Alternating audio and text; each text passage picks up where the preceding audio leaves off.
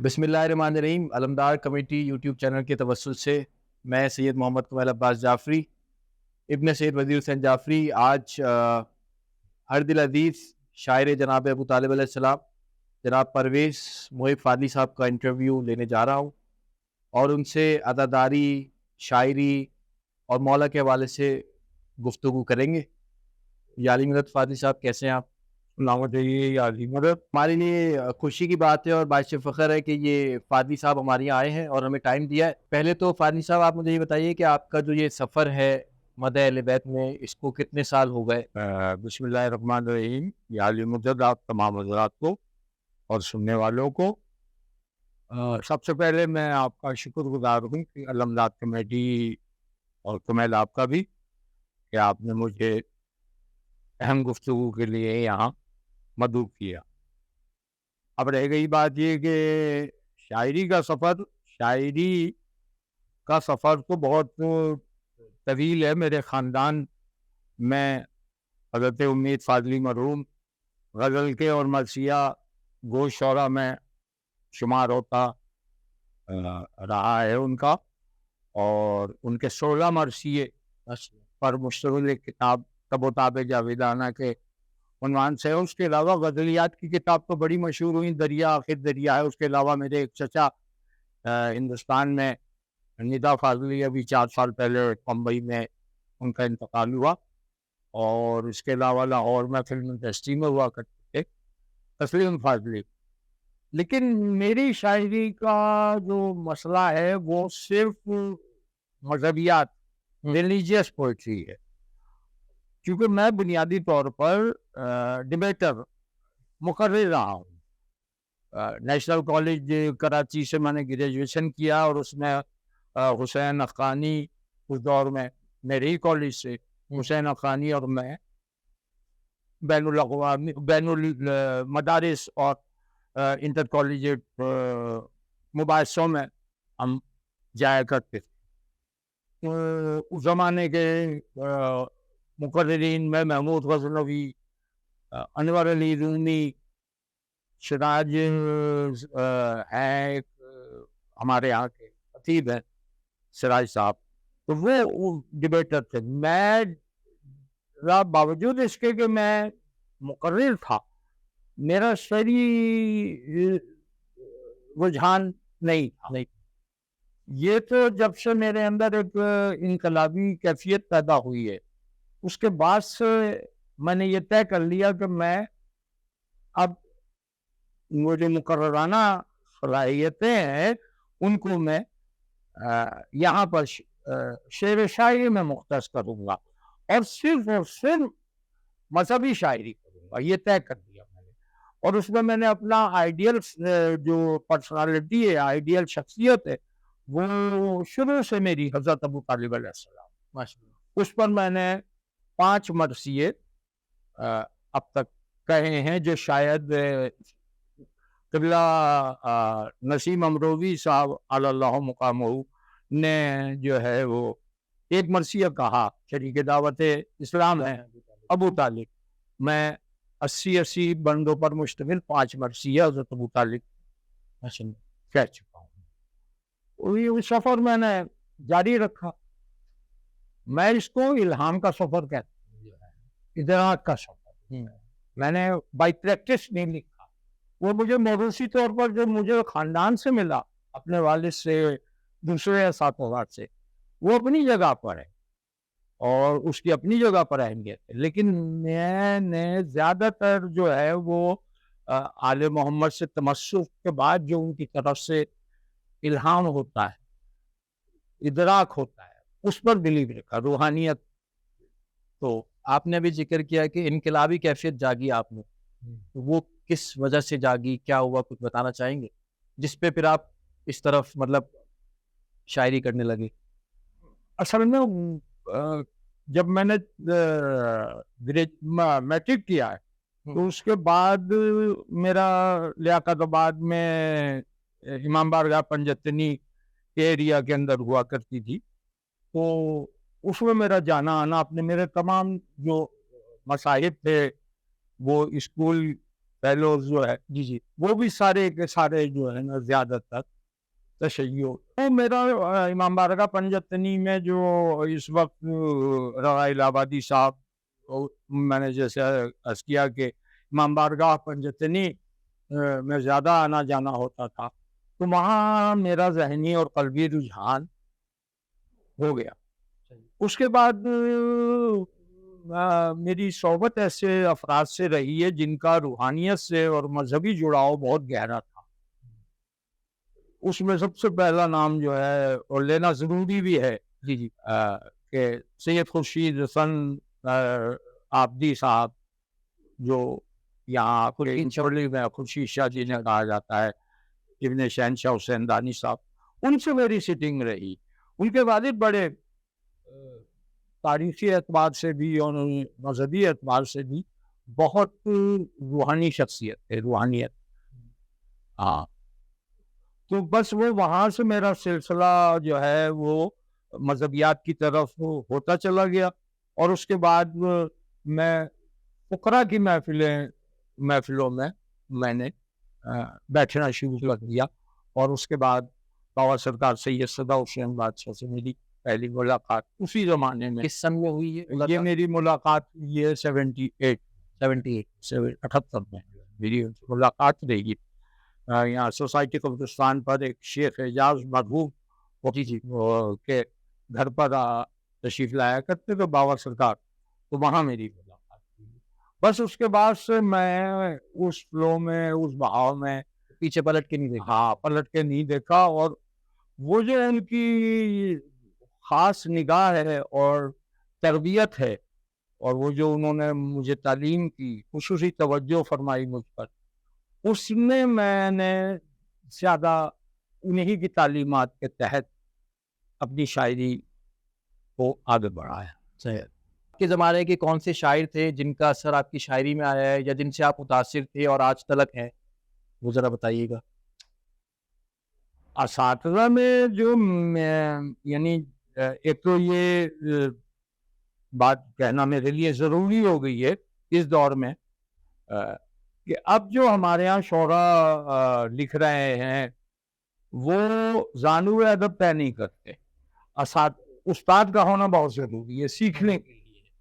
کسی کوئی بھی شعبہ ہو, چاہے وہ نوا خوانی ہو, منقبت خوانی ہو, یا شاعری ہو, یا خطابت ہو, اس میں استاد کا ہونا ضروری ہے. تو اب یہ رجحان ختم ہوتا چلا جا رہا ہے. اس اساتذہ سے رجوع نہیں کر رہے ہیں ہمارے آج کے شعراء زیادہ تر جو ہے.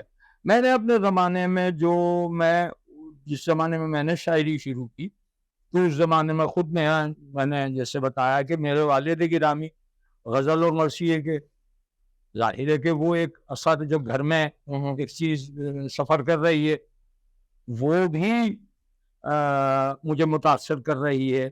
لیکن باقاعدہ طور پر شاعری جو میں نے اصلاح لی وہ پروفیسر سردار نقوی صاحب ہیں اور پروفیسر منظور حسین شور صاحب ہوا کرتے, مرحومین اللہ انہیں غریق رحمت کرے. تو یہ ہیں. جہاں تک متاثر ہونے کا سوال ہے تو میں ایک پنجاب کے شاعر اختیار حسین اختر چینی صاحب, میں ان سے, کیونکہ وہ پنجاب میں رہتے ہوئے جو ان کے اردو نو ہیں, آپ ان کی اردو اگر وقت ہوتا تو میں آپ سے بات کرتا ان کی شاعری پر, کہ وہ پورے مکمل ڈکشن پر اردو شاعری پر ان کی گرفت. مجھے نظر نہیں آتا کہ جو پنجاب میں شعراء پیدا ہوئے مشہور حسین یاد صاحب کے بعد, جی ان میں کچھ مجھے نظر نہیں آتا کہ کوئی ایسے شاعر شعراء ہوں جو عروضی تقاضوں کو, ادبی تقاضوں کو, رسائی تقاضوں کو بھی پورا کر رہے ہوں. تو یہ آج کے شعراء میں جو ہے وہ محسن نقوی اللہ عنہ بڑے مشہور شاعر بھی تھے اور خطیب بھی تھے, کمال کی شاعری ہے ان کی. اور یہ جو میں نے آپ سے عرض کیا بابا نثار حیدری ہیں, جی ان کے آپ کلام اٹھا کے اردو کلام اٹھا کے دیکھیں تو ان سے انسپائر رہا ہوں انشاءاللہ۔ آپ ایک بزرگ شاعر ہیں، تو آپ سے یہ سوال ہے کہ منقبت خوانی جب آپ لکھتے ہیں شاعری، تو اس میں ریاضت کا کتنا ہاتھ ہوتا ہے اور معصومین کی عطا کا کیا آپ اس حوالے سے کہنا چاہیں گے؟ کمر اس میں مختلف اصناف سخن جو ہے نا اس میں مختلف کیفیات ہیں اور محسوسات بھی ہیں اور اس میں تجربہ ہے، مشاہدہ ہے، سارا ہی چیزیں آتی ہیں اس میں۔ تو سلام کی اور سلام، منقبت، نوحہ، یہ میں سمجھتا ہوں کہ ریاضت تو اپنی جگہ پر ہے، لیکن اچھا شعر اچھے عقائد کے ساتھ، روحانیت کے ساتھ اس وقت شاعر کو پر رکا ہوتا ہے یا لکھا جاتا ہے جب کہ اس کے معصوم کی عطا ہو رہی ہو، اور یہ خود معصومین کے فرامین موجود ہے کہ شاعر شعر لے کر، اپنا کلام لے کر حاضر ہوا، مولا نے بڑی تکریم کے ساتھ اور بڑی حوصلہ افزائی کے ساتھ اس سماعت کیا، اور اس کے بعد اپنے غلام کو حکم دیا کہ اندر جا کر وہ جو منقش صندوقچی ہے وہ لے آؤ، اور جب وہ صندوقچی لے کر آیا تو اس میں سے وہ جو شاعر کلام پیش کر چکے تھے مولا کی بارگاہ میں وہ پہلے سے محفوظ تھا۔ کیا بات یہ اس بات کی دلیل ہے کہ معصوم ہی عطا کرتے ہیں۔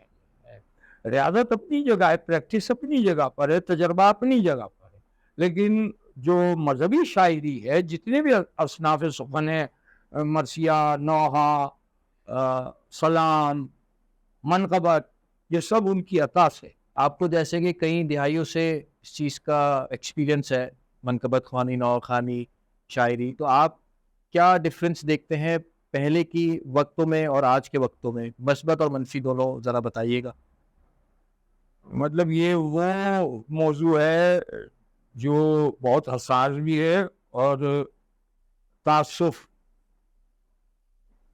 ہمیں محسوس ہوتا ہے، جی، جو ہم دیکھتے ہوئے چلے آئے ہیں پرانی محافل کو، اور اب جو محافل ہو رہی ہیں یا جو جس طرح سے اب جشن منائے جاتے ہیں ان میں زمین اور آسمان کا فرق ہے۔ سب سے پہلے تو یہ کہ اہل بیت کے ذکر میں بنیادی بات ادب اور آداب، احترام، حرمت، اس ذکر کی حرمت، چاہے وہ نثر ہو چاہے وہ نظم ہو، اس میں حرمت، احترام، عقیدہ اور انوالومنٹ محسوسات کے ساتھ وہ بتدریج کم ہوتا جا رہا ہے۔ اس زمانے میں بڑے احترام سے، اور اساتذہ بھی بڑے احترام سے یعنی تشریف آوری ہوتی تھی ان کی، اور سامع بھی، اس زمانے کے سامع بھی بڑے ادب آداب سے اور احترام کے ساتھ سماعت کیا کرتے تھے۔ اب وہ بتدریج جو ہے وہ کمی آتی جا رہی ہے۔ اس طرف لوگوں کا اجتماعی طور پر مجھے یہ کہہ دینا چاہیے کہ ہم اجتماعی خود فریبی اور بگاڑ کا شکار ہو وہ، جس کی وجہ سے وہ محفلوں کا اور جشن کا تقدس ہمیں نظر نہیں آتا۔ معیارات کا بھی مسئلہ ہے کہ وہ امیج اور امیجری کیا ہے آپ کے، آپ کیا معیاری رسائی ادب ہم اپنے آنے نسلوں کو آگے دے رہے ہیں یا نہیں ہے، اس کا فقدان کہ ہم اپنی آنے والی نسلوں کو کیا ڈیلیور کر رہے ہیں۔ یہ بہت بڑا فرق آ گیا ہے، اور اس کی طرف میں سمجھتا ہوں کہ جو اکابرین ملت ہیں اور بانیان ہیں ان کو خصوصی طور پر توجہ دینی چاہیے، چینج آئے کہ یہ کرائیٹیریا نہ ہو کہ آپ کے ہاں مجمع کتنا، اب جو ہے وہ ذکر کے پیمانے یوں بس مختصر سی بات یہ کہ ذکر کے پیمانے بدل گئے. یعنی یہ کہ آپ کی محفلوں کی کامیابی کا انحصار آج کے دور میں وہ یہ ہے کہ بڑے نام ہونے چاہیے. یہ بڑے دکھ کے ساتھ کہنی پڑ رہی ہے بات جو ہے, بڑے نام ہوں, فلائر اور اشتہارات پر جو ہے نا وہ بغیر نام لیے ہوئے میں مدعو شدہ منقبت گزار اور نواز خان خود فرمائشیں کرتے ہیں موبائل پر کہ ہماری تصویر ایسے لگائی جائے, ہماری تصویر کافی سارے نام ہیں, ہمیں بھی پتہ ہے. اور سانے بھی اچھا صرف یہی مسئلہ نہیں ہے, ہمارے یہاں کا سانے بھی ناموں پر آ رہا ہے کیونکہ ہم نے ایک عادت ڈال دی, عبادت کو ہم نے عادت بنا. بڑی اچھی بات کی آپ نے کہ سامعی جو ہے وہ ناموں پہ آتا ہے. اکثر لوگ کہتے ہیں کہ یار بانی کیوں بلاتا ہے, اور بانی میں اگر نام نہ دے تو کوئی آتا بھی نہیں پھر اس حوالے سے. ذکر معصومین کرائٹیریا ہونا چاہیے بس, چاہے وہ کوئی بھی کرے, اس کو بھی جو کرنے والا ہے اس کے گرد بھی باؤنڈریز ہیں, احترام کی باؤنڈریز ہیں, معیارات کی باؤنڈریز ہیں. اسی طرح سے سانے کی بھی باؤنڈری ہے, اور بانیان کی بھی کو بھی چاہیے کہ اس میں اپنا کردار ادا کریں, مثبت کردار ادا کریں. تو میں نہیں سمجھتا کہ کوئی بھی بات وہ ناممکن ہے, کیونکہ اگر آپ کی نیت اچھی ہے اجتماعی طور پر تو بہتری آ سکتی ہے اور آئے گی انشاءاللہ مولانا. تو آپ کی شاعری میں ہمیشہ ہم دیکھتے ہیں کہ ایک احتجاجی شعر ضرور ہوتا ہے. یہ شروع سے تھا, آپ کی طبیعت میں تھا, یا کسی ایک واقعے کے بعد یہ پیش آیا؟ یہ ذرا بتائیے گا. اس کا جواب مختصر یہ ہے کہ روایتی طور پر جو لوگ کسی عقیدے سے منسلک ہوتے ہیں ان کا ذہنی اور قلبی رجحان اور ہوتا ہے, اور جو کسی اپنے پرانے مسلک یا پرانے عقیدے کو ترک کر کے نئے عقیدے کی طرف جو داخل ہوتے ہیں ان کے اندر ایک شدت پسندی, تیزی, احتجاج کا رجحان زیادہ ہوتا ہے بنسبت وہ جو نسلن در نسلن یعنی جو تشیع سے وابستہ ہیں ان کی نسبت. تو میرے ہاں چونکہ میں ایک خاندان سے ایک الگ عقیدے سے دوسرے عقیدے میں داخل ہو رہا ہوں, تو میرے ہاں تہذیب و شدت موجود ہے جو میرے اشعار میں, میرے کلاموں میں پائی جاتی ہے. میرا آپ سے یہ سوال ہے کہ آپ نے کب سے انجمنوں کو نوحے دینا شروع کیے؟ اور منقبت خوانی کی تو ہم نے بات کر لی, اب میں ذرا رضاداری کی طرف آنا چاہ رہا ہوں کہ کون سی انجمن کو پہلا نوحہ دیا, کس سن میں دیا, ذرا بتائیے گا. سب سے پہلا میرا جو نوحہ ہے وہ وہی زمانہ ہے 1977-78 کا, اور وہ میں نے انجمن معین الرضا شبر, مشتاق حسن شبر صاحب مرحوم, انہی کے میں نے بتایا نا آپ کو کہ میرا اس خاندان میں شروع سے بیٹھنا اٹھنا رہا ہے. تو اور وہ بڑا مارکت الارا نوحہ آج تک پہلا نوحہ ہے میرا. آواز یہ ماں کی آتی ہے, اب فرش ازا کا بچھا زینب, کچھ میرے لال کا قصہ کہہ, کچھ اپنا حال سنا زینب. یہ بہت پرانا قدیم میرا پہلا نوحہ. اس کے بعد تسلسل کے ساتھ جو ہے میں اب تک معین الرضا کے لیے لکھ رہا ہوں, انجمن ذوالفقار حیدری کے لیے, ہم زندہ ہے ماتم شبیر کے لیے یہ میرا کلام موجود ہے, اور اس کے علاوہ 100 سے زیادہ کلام میں دے چکا ہوں آل حیدر بھائی کو جو میرے دوست بھی رہے. تو اسی طرح آغا اسد الزما صاحب, غمخواران عباس, علی ازداں, ضیا بھائی, اور اس طرح بہت ساری چیزیں. اس کے بعد یہ ہے کہ کراچی کی عزاداری میں 2 ہاتھ کے عزاداری کا بھی ایک بہت بڑا عمل دخل ہے جو اس وقت میں سمجھتا ہوں کہ غالب آ چکا ہے, اور ہماری نوجوان نسل تیزی کی طرف اس فلو میں جا رہی ہے. تو پھر میں نے پنجاب کے لیے نوحے لکھے, تقریباً 800 نوحہ میں عارف والا عید سید حسن مہندی کے لیے وہاں پر آج والا کے غزالوں کے لیے لکھ چکا ہوں. انجمن شباب المومنین کے لیے میں نے زندان میں سکینہ اب اس سے کہہ رہی ہے. اس طرح کے بہت سارے نوع ہے، در بطول اور بہت ساری انجمنوں کے لیے. یہ ایک نوع کا میرا سفر ہے جو ابھی بھی جاری ہے اور مولانا شاہ جاری رہے گا آخری سانس تک. آپ پہلے کی اداداری اور نوخانی اور شاعری میں اور ابھی کی اس میں آپ کیا فرق سمجھتے ہیں کہ کتنا فرق آ گیا ہے، کتنی تبدیلی آ گئی ہے؟ میں نے آپ سے جیسے کہ پہلے عرض کیا کہ اگر پہلے جو احترام مجالس کا، ماتمداری کا، عزاداری کا تھا، وہ بہرحال یہ دکھ تو ہوتا ہے کہتے ہوئے کہ اس میں اب وہ بات نہیں ہے. نمود و نمائش کا عنصر بھی اب داخل ہو چکا ہے. تو نوحے میں جو سب سے بڑا جو فقدان اس دور میں دیکھا جا رہا ہے، جو میں محسوس کر رہا ہوں، ایک تو شاعر جو ہے وہ اساتذہ کے بغیر یہ سمجھتے ہیں کہ میں مکمل شاعری کے تمام قواعد و ضوابط پر میری گرفت موجود ہے، جبکہ وہ عروضی معاملات کو نہیں سمجھ پا رہے، نہیں سمجھے. اچھا، دوسرا جو نقصان کہوں گا میں وہ یہ ہے کہ پہلے شاعر نوحہ لکھتا تھا، بعد میں طرز بنتی تھی، بعد میں پریکٹس ہوا کرتی.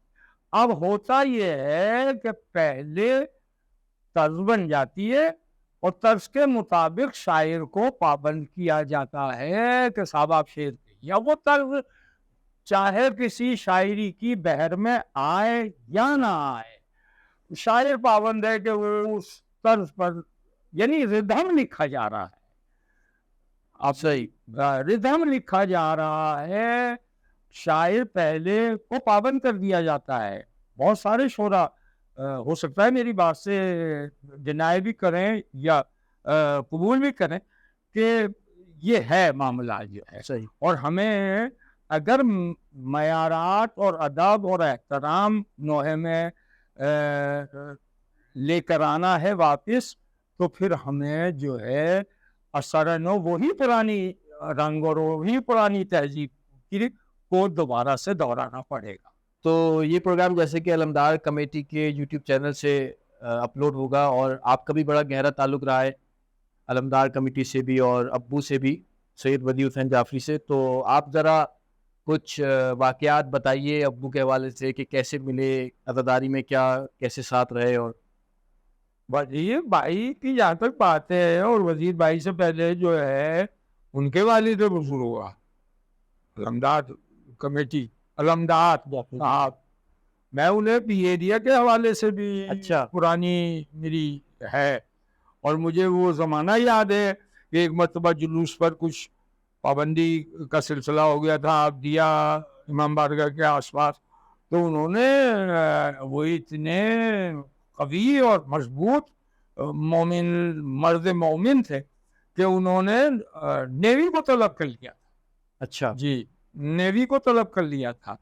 پھر جب ہم وہاں سے یعنی 83 کے بعد لوگ مختلف جگہوں پر ہجرت کی اور منتقل ہو گئے، تو ہم جب یہاں آئے تو یہاں ہماری وزیر جعفری سے اسی حوالے سے ہماری وزیر بھائی سے بہت دیرینہ تعلقات تھے. بڑے عزادار، بڑے شفیق اور شدت پسند اور عقیدے پر صلح نہ کرنے والا آدمی، یعنی کمپرمائز تو تھا ہی نہیں ان کے. جی وزیر جعفری کی لغت میں کمپرمائز کا لفظ نہیں ہوتا. ہاں، تو وزیر جعفری بابا شیر کہوں گا میں انہیں، اور کیا کہوں گا، جو ہے کہ اس کی کچھار میں کوئی ہاتھ نہیں ڈال سکتا تھا وزیر جعفری جب تک حیات رہے. مولا ان کے درجات میں بلندی فرمائے. وزیر جعفری بڑے مرد مومن آدمی. اچھا، آخر میں چاہوں گا کہ آپ وہ 2 قطع سنا دیں جو ایک بنت زہرا کی تمنا یا عزاداری ہے. میں دونوں قطعے پہلے ایک وہ والے. تو نجف کو چلیے کریں گے غدیر کی باتیں. وہیں پہ ہوں گی جناب امیر کی باتیں. نبی کی بات نہ سمجھے تو خاک سمجھیں گے, نبی کی بات نہ سمجھے تو خاک سمجھیں گے. زبانے والے علی کے فقیر کی باتیں. واہ. اور دوسرا قطعہ جو ہے وہ یہ ہے کہ 14 صدیوں سے عقیدے کا سفر جاری ہے. یہ پیغام بھی ہے. 14 صدیوں سے عقیدے کا سفر جاری ہے. زندگی آل محمد سے وفاداری ہے. زندگی آل محمد سے وفاداری ہے. ہم کو تسلیم نمازوں کی فضیلت لیکن, بے شک, ہم کو تسلیم نمازوں کی فضیلت لیکن بنت زہرا کی تمنا یہ عزاداری. بے شک. یا علی شکریہ والی صاحب کہ آپ آئے اور آپ نے ہمیں ٹائم دیا. اور مولا آپ کو بھی سلامت رکھے, ٹائم علمدار کمیٹی کو بھی سلامت رکھے.